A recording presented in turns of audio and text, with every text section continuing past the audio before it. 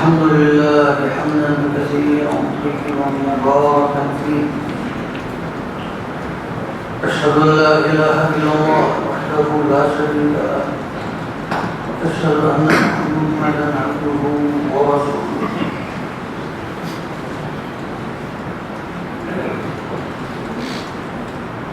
أما بعد،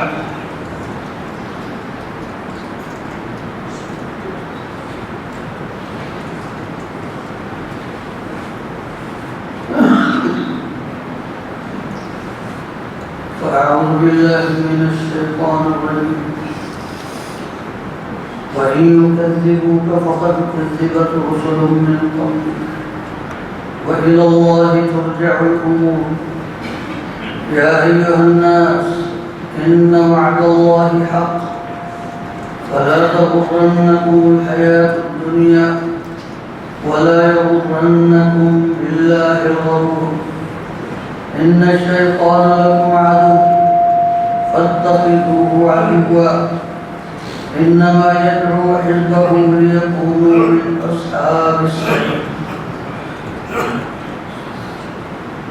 اے محمد صلی اللہ علیہ وسلم، اگر یہ تمہیں جھٹلائیں تو تم سے پہلے بہت سے رسولوں کو جھٹلایا گیا اور سب کام اللہ کی طرف لوٹائے جاتے ہیں، ان کا انجام اللہ کے ہاتھ میں ہے۔ یا ایھا الناس، اے انسانوں، ان وعد اللہ حق، اللہ کا وعدہ سچا ہے۔ فلا تغرنکم الحیاۃ الدنیا، تو تمہیں دنیا کی زندگی دھوکے میں نہ ڈالے۔ ولا یغرنکم باللہ الغرور، اور نہیں وہ بڑا دغا باز تمہیں اپنے فریب میں مبتلا کر لے۔ ان الشیطان لکم عدو، آگاہ رہو، شیطان تمہارا دشمن ہے۔ فاتخذوہ عدوا، اسے اپنا دشمن ہی سمجھو۔ انما يدعو حزبه ليكونوا من اصحاب السعير، وہ تو اپنی پارٹی کو بلاتا ہے تاکہ سب مل کر جہنم میں ساتھی بن کر رہیں۔ والعیاذ باللہ۔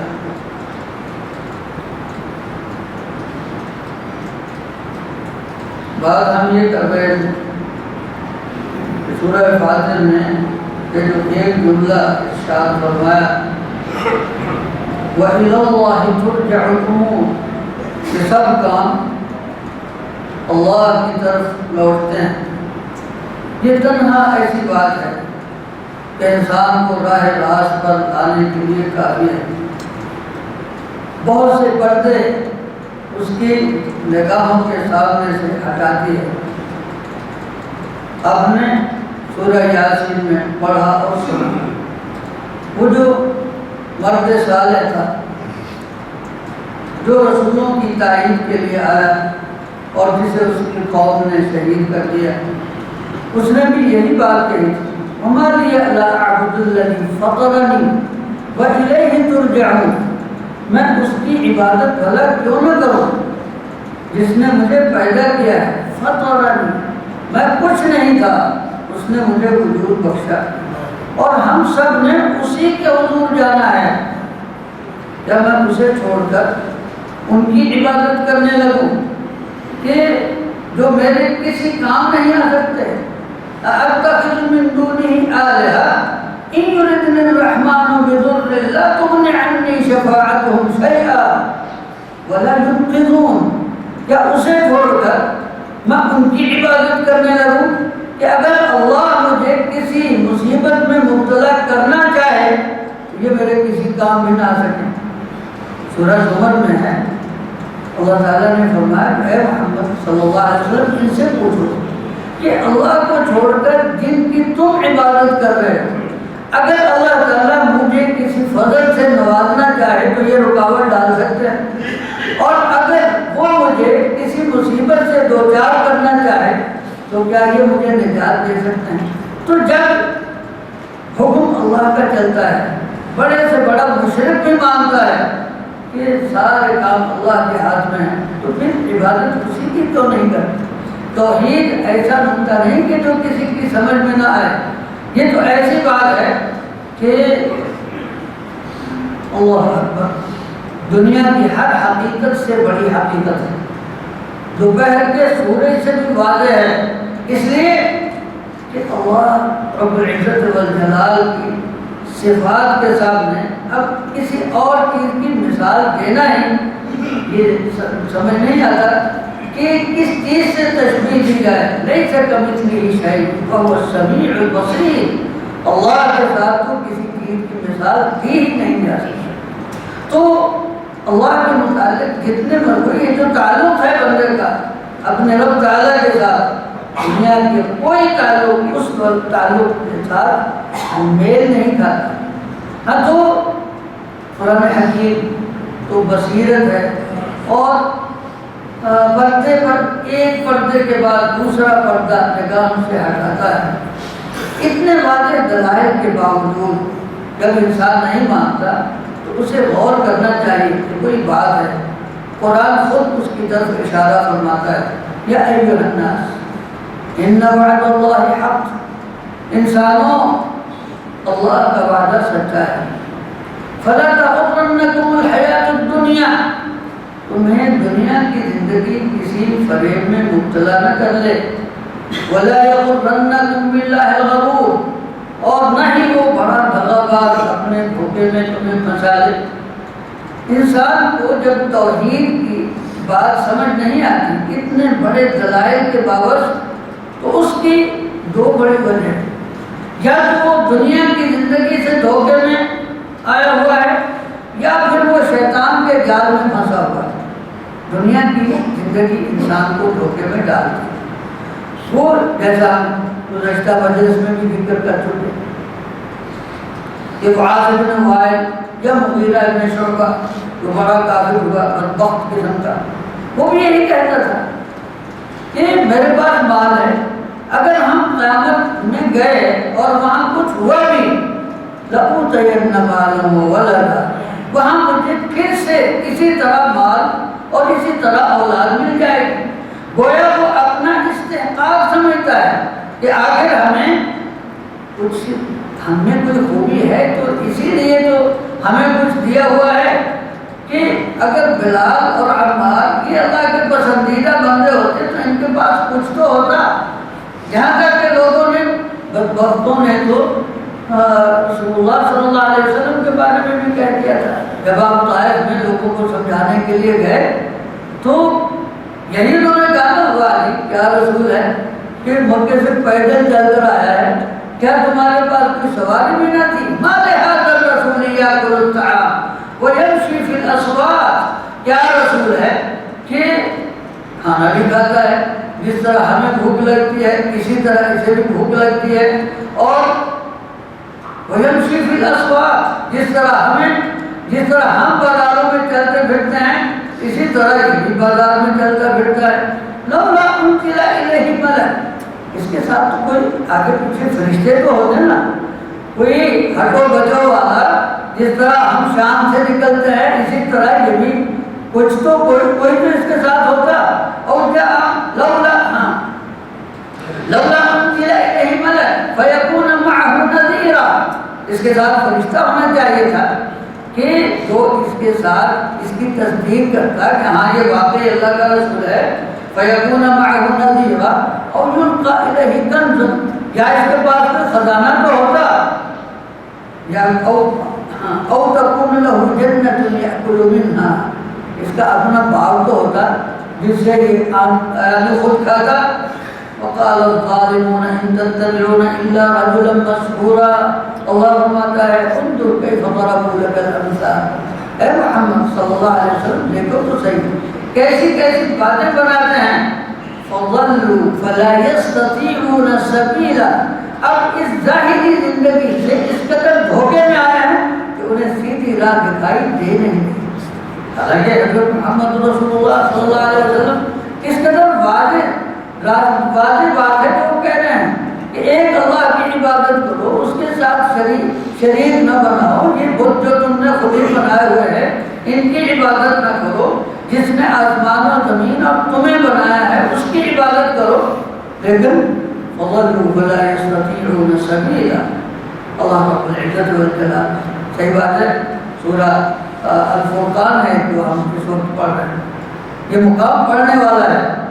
اللہ رب العزت والجلال فرماتا ہے تبارک الذی ان شاء جعل لك خیرا من ذلك جنات تجری من تحتها الانہار ویجعل لك قصورا۔ اے محمد صلی اللہ علیہ وسلم یہ کیسی باتیں کرتے ہیں؟ اگر اللہ چاہتا تو جو کچھ یہ کہہ رہے ہیں نا اللہ تعالیٰ تمہیں اس سے کہیں زیادہ عطا کر دیتا۔ یہ باغات کی بات کر رہے ہیں، یہ محلات کی بات کر رہے ہیں۔ اگر اللہ چاہتا تو وہ ان کے ساتھ گمان میں نہیں ہے، جو کچھ ان کے لیے جو ہم آپ کو دے سکتے ہیں، اور انشاءاللہ اللہ تعالیٰ دے گا بھی۔ یہ تو حضرت محمد رسول اللہ صلی اللہ علیہ وسلم کا اختیار ہے، وگرنہ دنیا کی بادشاہی ہمیشہ کی زندگی یہ تو نبی صلی اللہ علیہ وسلم کو پیش کی گئی، اور نبی اکرم صلی اللہ علیہ وسلم نے تواضع اختیار کیا تھا کہ میں عبد رسول ہوں گا، میں بندہ بن کر رہنا چاہتا ہوں، اور دنیا میں مجھے نہیں رہنا ہے، الرفیق الاعلیٰ، مجھے تو اللہ کے پاس جانا۔ یہ نبی صلی اللہ علیہ وسلم کا اختیار تھا۔ ان لوگوں کو کیا پتا، ان کے تو تصورات اسی دنیا میں بھٹکے ہوئے ہیں۔ فَضَلُّوا فَلَا يَسْتَطِيعُونَ سَبِيلًا تبارک الذی ان شاء جعل لك خیرا من ذلك جنات تجری من تحتها الانہار ویجعل لك قصورا بل کذبوا بالساعة۔ یہ تعمق ٹونے کیوں مارنے ہیں؟ وجہ یہ ہے کہ آخرت کو جھٹلاتے ہیں، وہی کھڑی کہ سب نے اللہ کے پاس جانا، پھر پتہ چلے گا۔ وَأَعْتَدْنَا لِمَنْ كَذَّبَ بِالسَّاعَةِ سَعِيرًا إِذَا رَأَوْا مِن مَّكَانٍ بَعِيدٍ سمعوا لها تغيظا وزفيرا۔ جب جہنم پر ان کی نگاہ پڑے گی اور جہنم ان کو دیکھے گی، ان کو سنائی دے گا تغیظا وزفیرا، کہ وہ غصے سے پھٹ رہی ہوگی اور وہ لمبے لمبے سانس لے رہی ہوگی۔ وَإِذَا أُلْقُوا مِنْهَا مَكَانًا ضَيِّقًا مُقَرَّنِينَ، اور جب جہنم میں ایک تنگ جگہ پر زنجیروں میں جکڑے ہوئے پھینک دیے جائیں گے، دعوا هنالك ثبورا، وہاں کہیں گے کاش ہم مر جائیں۔ اللہ فرمائے گا لا تدعوا اليوم ثبورا واحدا، آج ایک موت کو مانگ رہے ہو، آج موتیں مانگو۔ وہاں پھر پوچھا جائے گا اب بتاؤ کہ تم یہ کہہ رہے تھے کہ اس کے پاس محل نہیں ہے، اس کے پاس باغ نہیں ہے، اس کے پاس دربار نہیں ہے، اب دیکھو نا ان لوگوں کی شان۔ قل اذلک خیرا، یہ جس حالت میں تم ہو یہ اچھی ہے، ام جنت الخلد التي وعد المتقون، یا وہ جنت جس کا وعدہ متقین سے کیا گیا تھا اور اللہ تعالیٰ نے ان کو عطا بھی کر دی۔ اب وہ اپنی آنکھوں سے دیکھ رہے ہیں کہ ہم کہاں ہیں اور جنہیں ہم حقیر جانتے تھے وہ کہاں ہیں۔ تو دنیا کی زندگی بسا اوقات انسان کو بڑے فریب میں مبتلا کرتی ہے۔ دنیا کی زندگی کے پیمانے، دنیا کے پیمانے بالکل ہمارے غلط ہیں، ہم نے اور پیمانے بنائے ہوئے ہیں، خود بھی فریب میں مبتلا ہیں، دوسروں کو بھی فریب دیتے ہیں۔ وہ حدیث ہم آپ کو بارہا سنا چکے ہیں، نبی اکرم صلی اللہ علیہ وسلم کی، نبی صلی اللہ علیہ وسلم مجلس میں تشریف فرما تھے، ایک آدمی گزرا بڑی شان و شوکت سے، لباس فاخرانہ، بڑی اعلیٰ سواری پر گھوڑے کو ایڑ لگاتے ہوئے گزرا۔ نبی صلی اللہ علیہ وسلم نے فرمایا کیسے، تمہارا کیا خیال ہے اس شخص کے متعلق؟ لوگوں نے کہا یہ تو بڑا آدمی ہے۔ جب یہ مجلس میں بات کرتا ہے تو سارے غور سے سنتے ہیں، اور اگر یہ کسی کو بات کہتا ہے تو حکم ماننے کو لپکتے ہیں۔ یہ حدیث کا ترجمہ سنا رہا ہوں آپ کو۔ اور اگر یہ کہیں جا کر دروازہ کھٹکھٹائے تو فوراً دروازہ کھلتا ہے، اور اگر کسی سے رشتہ مانگے تو کوئی انکار نہیں کر سکتا۔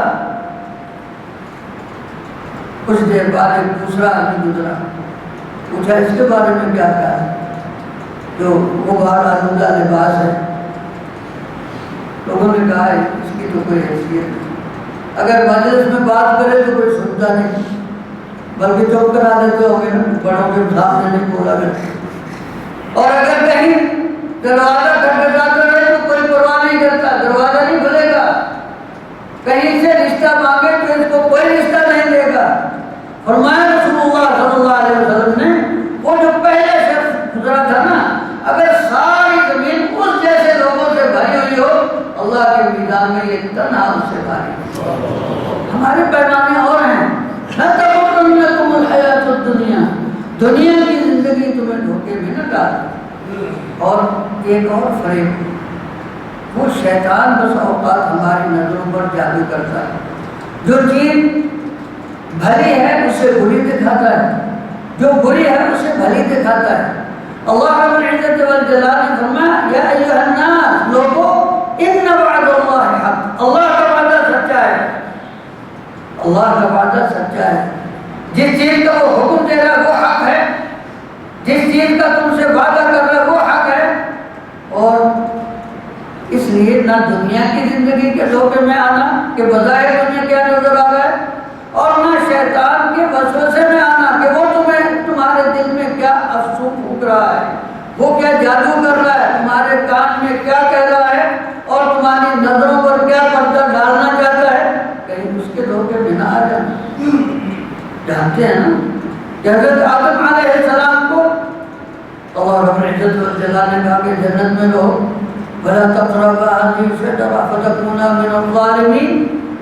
ادھر سے یہ صحابہ کرتے هَلْ أَدُلُّكَ عَلَى شَجَرَةِ الْخُلْدِ وَمُلْكٍ لَا يَبْلَىٰ، کیا آپ کو میں ایسا پودا بتا دوں کہ جو کھا لیں گے تو ہمیشہ رہیں گے، اور ایسی بادشاہی ملے گی کہ جو اس کو کبھی زوال نہیں. حضرت آدم علیہ السلام بھول گئے کہ اللہ نے ایک وعدہ کیا ہوا ہے، ان وعد اللہ حق.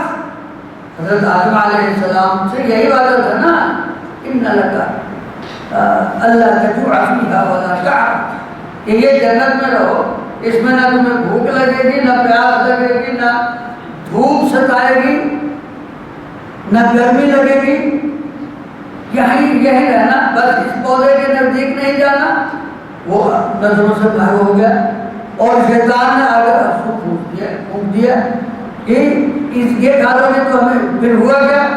ان وعد اللہ حق. جب انہوں نے چکھا تو چکھتے ہی نتیجہ الٹ ہو گیا. اللہ کا وعدہ سچا ہے اور شیطان وہ جھوٹے وعدے کرتا ہے. قرآن کہتا ہے الشیطان یعدکم الفقر ویأمرکم بالفحشاء واللہ یعدکم مغفرۃ منہ وفضلا واللہ واسع علیم. لوگوں، جب اللہ حکم دیتا ہے کہ اللہ کی راہ میں خرچ کرو تو شیطان آ کر کچھ اور کہنے لگتا ہے کہ اگر اس طرح خرچ کرو گے تو تم تو کنگال ہو جاؤ گے. الشیطان یعدکم الفقر، اور ساتھ ہی ویأمرکم بالفحشاء، اور غلط کاموں میں تمہیں خرچ کرنے پر اکساتا ہے. کہ اچھے کام پر خرچ کرنا ہو تو شیطان رکاوٹ ڈالتا ہے کہ اس طرح تو کنگال ہو جاؤ گے. اور وہی شیطان دوسری طرف غلط کاموں میں انسان کا ہاتھ ایسا کھولتا ہے کہ سمجھتا ہے کہ معاشرے میں ناک کیسے رہے گی، نمود کیسے ہوگا، لوگوں کو پتہ کیسے لگے گا کہ خان صاحب کے بڑے بیٹے کی شادی ہے. تو یہ شیطان کا جادو ہوتا ہے. تو حضرت آدم علیہ السلام سے بھی اس نے یہی کیا اور انہیں جنت سے نکالا. اللہ تعالیٰ نے فرمایا یا بنی آدم، اے آدم کی اولاد، لا یفتننکم الشیطان، شیطان تمہیں کہیں اپنے فتنے میں مبتلا نہ کر لے. جس طرح اس نے تمہارے ماں باپ کو جنت سے نکالا تھا، ينزع عنهما لباسهما، وہاں سے ان کا لباس تک اس نے چھین لیا. اور لباس چھیننا یہ شیطان کا بہت بڑا حملہ ہے. ناموں سے، مختلف اچھے اچھے ناموں سے لباس چھینتا ہے. یہ دیکھیں ملبوسات کی کتنی نمائشیں ہوتی ہیں، اس میں لباس کہاں ہوتا ہے؟ بے لباسی کا نام لباس رکھ دیتا ہے. فیشن شو ہے اور کہتے ہیں کہ یہ اور